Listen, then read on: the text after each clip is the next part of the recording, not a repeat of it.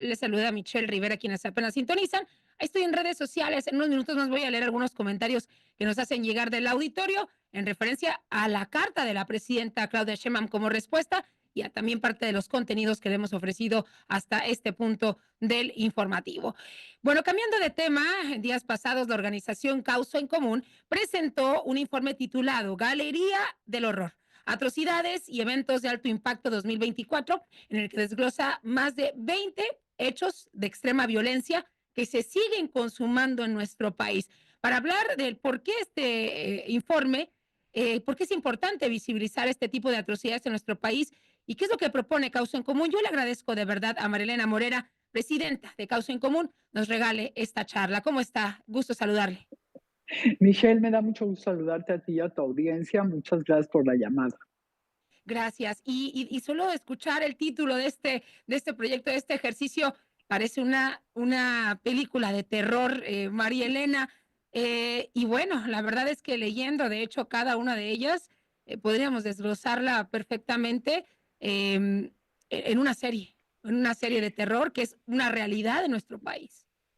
Así es, mira, el trabajo lo que apunta son a una serie de historias que acumuladas presentan el mosaico de dolor y de crueldad que Ujú. se esconde detrás de cada una de las cifras delictivas.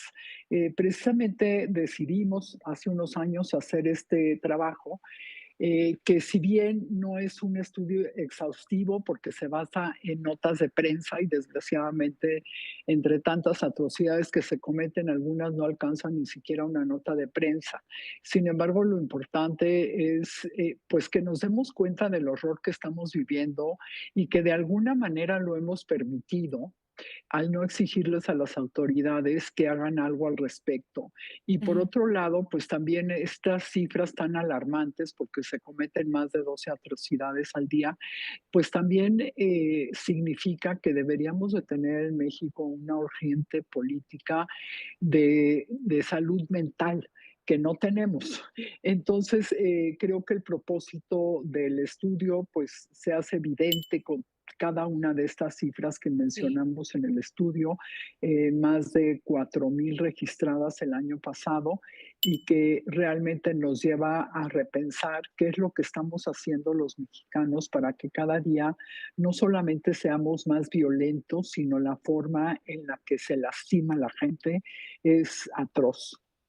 Sin duda, Marilena, estoy leyendo cada uno y bueno, el reporte está publicado también obviamente a través de sus redes sociales, pero encabezan los casos, por ejemplo, el asesinato con tortura. Este 2024 se cometieron más de 1,186 casos según el esquema de investigación que ustedes realizaron, como lo acaba de mencionar. Le sigue la mutilación, descuartizamiento y destrucción de cadáveres con 652 casos. En tercera posición está el asesinato de mujeres con crueldad extrema con 505 casos. Y aquí anotan que los feminicidios y sobre todo aquellos cometidos con extrema violencia forman parte de esta lista y han ido en incremento, Marilena. Así es, cada vez se mata a más mujeres con más crueldad y todavía hay el cinismo de algunos estados que ni siquiera lo ponen como feminicidio, ¿no? Que lo siguen Ujú. pues detectando simplemente como un homicidio normal, cuando no lo es, porque la violencia contra las mujeres, en lugar de ir hacia abajo, va hacia arriba, al igual que la violencia contra niños, niñas y adolescentes, que también es altísima. Encontramos 224 casos, que me parece gravísimo y al que tampoco no se le está dando atención.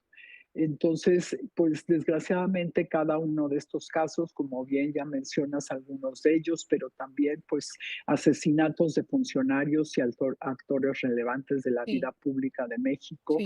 están siendo asesinados, actores políticos, violencia contra migrantes, esclavitud, linchamiento, terrorismo, entre otros.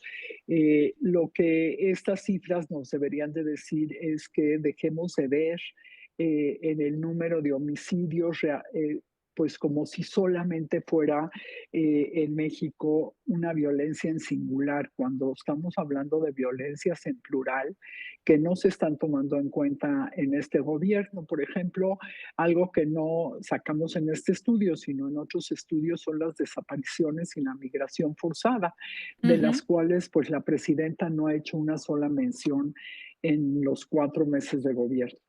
Y es interesante lo que menciona sobre la migración, este fenómeno ahora no nuevo, pero que sí toma presencia por las decisiones en Estados Unidos y sobre todo cuando ya vimos un caso en la frontera en la que algunas personas intentaron privar de su libertad a algunos migrantes en algunos albergues. ¿Para qué?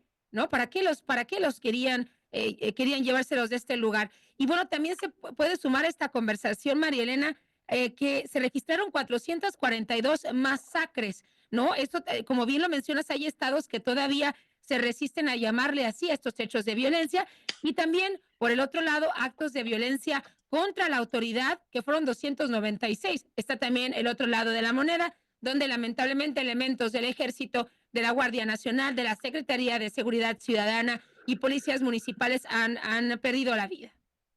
Así es, aquí solamente mencionamos asesinatos que sean relevantes en materia de seguridad pública. Sin Uh embargo, -huh. pues se asesinaron más de 2.600 policías en el sexenio pasado, lo cual también es gravísimo porque a diferencia de otros países del mundo, Michelle, cuando matan a un elemento de la seguridad, como a un policía, hay todo un trabajo en el que se concentran a detener a los culpables y llevarlos ante la justicia. Sin embargo, aquí en México pareciera que los policías son como macetas a los que los pueden tratar mal, a los que los pueden matar sin ninguna consecuencia, pero después los ciudadanos que no vemos esto, si queremos que llegue un policía como de Scotland Yard a solucionarnos un problema. Entonces, pues cuidemos a quienes nos cuidan si realmente queremos que las cosas sean diferentes, ¿verdad? Sí, Marilena, veo también en esta lista, y la comparto obviamente con el auditorio, y que habla mucho obviamente de nuestras comunidades y cómo pese a las indicaciones, las leyes modificadas, se siguen cometiendo este tipo de delitos, como por ejemplo el calcinamiento de personas. En lugar de dejarlo obviamente a las leyes, haciendo justicia por su propia mano muchas de las ocasiones, o también en extrema violencia aparte de los grupos criminales. Y esto le puedo sumar el linchamiento de personas, ¿no? Que son también 85 casos, perdón, 29 casos, y hay lugares como por ejemplo el estado de Puebla que registra altos números de personas que son víctimas de linchamientos, incluso aquellos casos donde no se puede comprobar la culpabilidad de lo que se le acusa en el momento para haber provocado este linchamiento. Así es, las comunidades pues también están hartas de la impunidad en la que viven, ¿no? Los criminales no les pasa nada.